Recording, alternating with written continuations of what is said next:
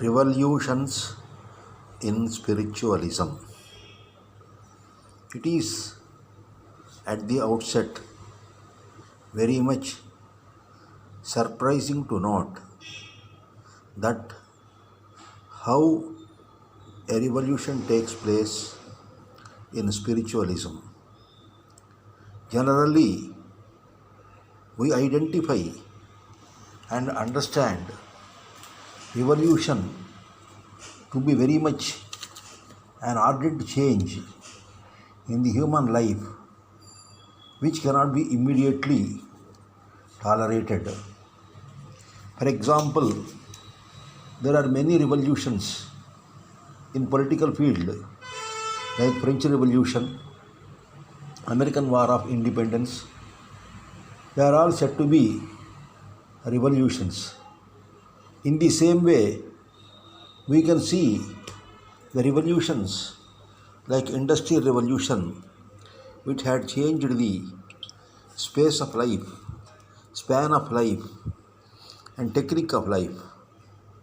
In the same way, there were some revolutionary movements in spiritualism also. For example, if we take the examples of the Buddha, Mahavira, Zoroaster, all these are revolutionaries. In the same way, we can see another set of revolutionaries in the Sufi philosophers, Adi Shankaracharya, Srimad Ramanujacharya, Chaitanya Mahaprabhu. All these are also revolutionaries. Beyond that, we can find out a very much host of revolutionary trend in modern period in spiritualism. Why it has occurred? What are the basic reasons for this spiritual revolution? This is the most important thing which every individual must know.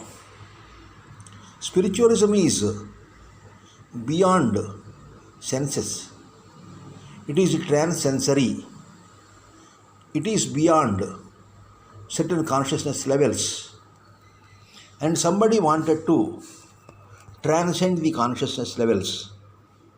And this process of consciousness levels and their transcending has been identified in the classical books like Adhyatma Ramayana, Varahopanishad, and also Bhagavad Gita.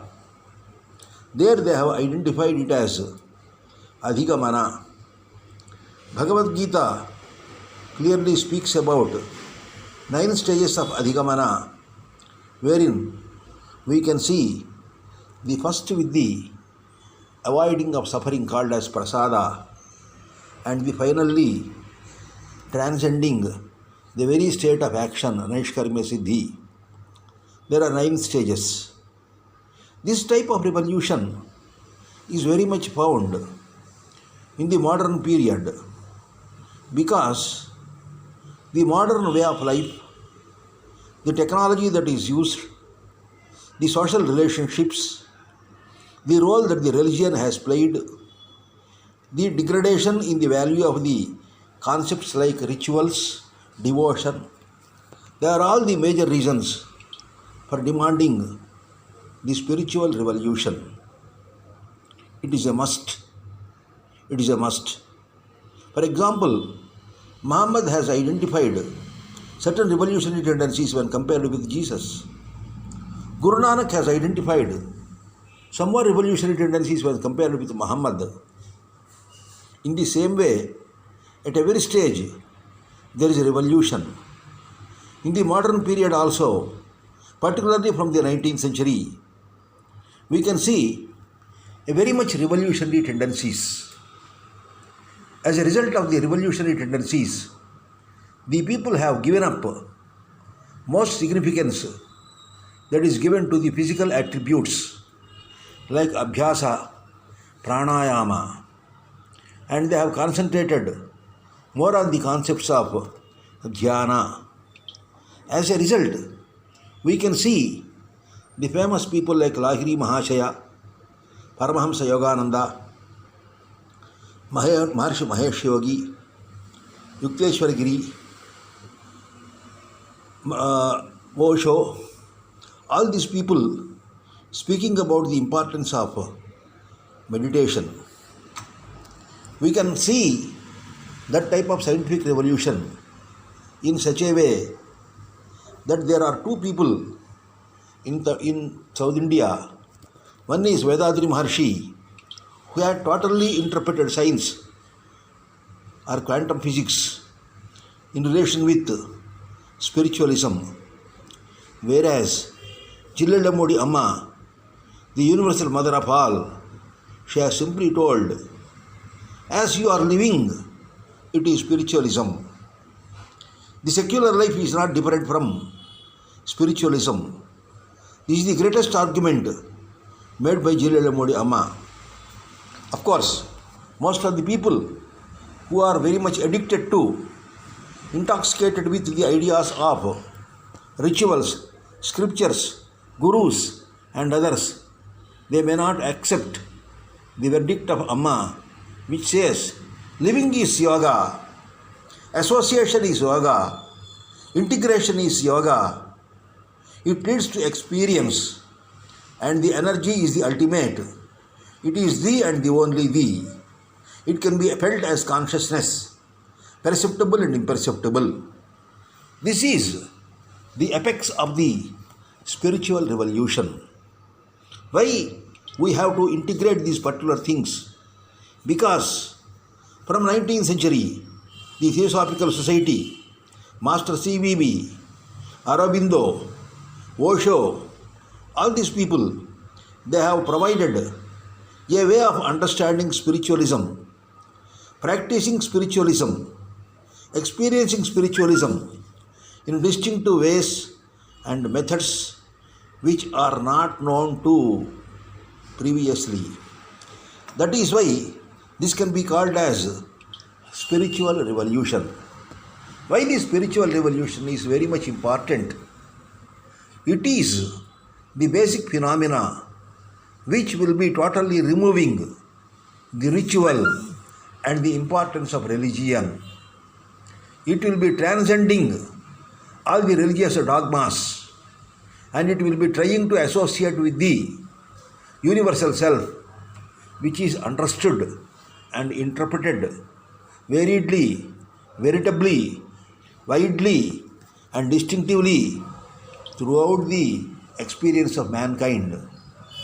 This spiritual revolution is directly targeting the man to be the divine.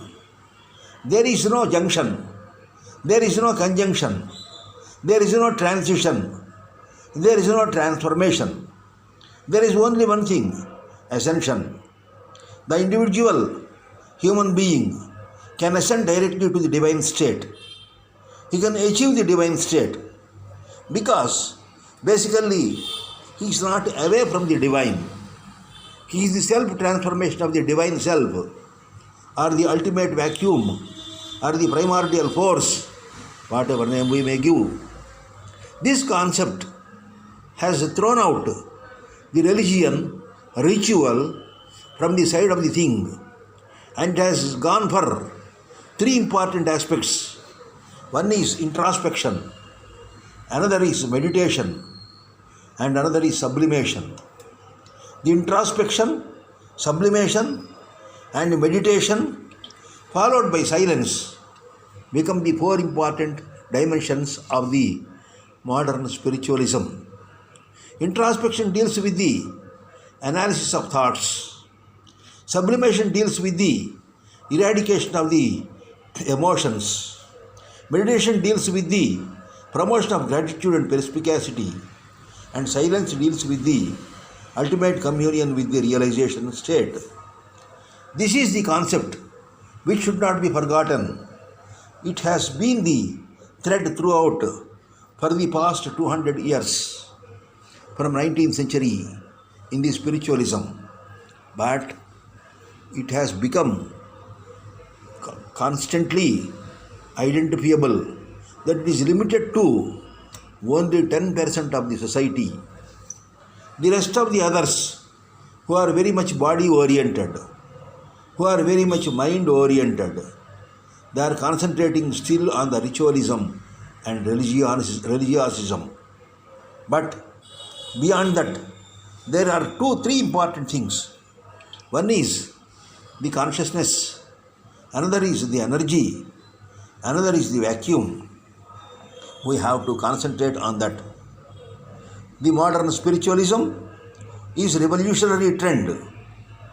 It is through media and without media can be practiced, because it is called as sadhara when practiced through a media, niradhara when practiced without media. And most of the people have tried to avoid the sadhara method and go for the niradhara method. So this is the important dimension wherein we can understand that the significance of spiritualism, particularly the revolution spiritualism, can be identified with some aspects. The first one is giving secondary significance to religion and ritual. Secondly, giving very less significance to the general concept of prayer. Third one, giving less significance to the physical practices like pranayama. Fourthly, giving importance to the ultimate ascension of energy. Fifthly, following 4 major limbs, that is the introspection, meditation, sublimation, and silence. These are the 4 limbs of the modern spiritualism, and many people are still practicing these 4 successively and at a time. They are all integrated features. These 4 are very much integrated. Introspection, meditation, sublimation, and silence cannot be divided, but they appear to be 4 important style identities. Introspection followed by sublimation, sublimation followed by meditation, meditation followed by silence. So, we have to choose one of these 4 methods, rather to say all the 4 methods, to have a success in the modern spiritual trends. I wish the best everybody, a spiritual ascension and an ascension of the consciousness to understand the Supreme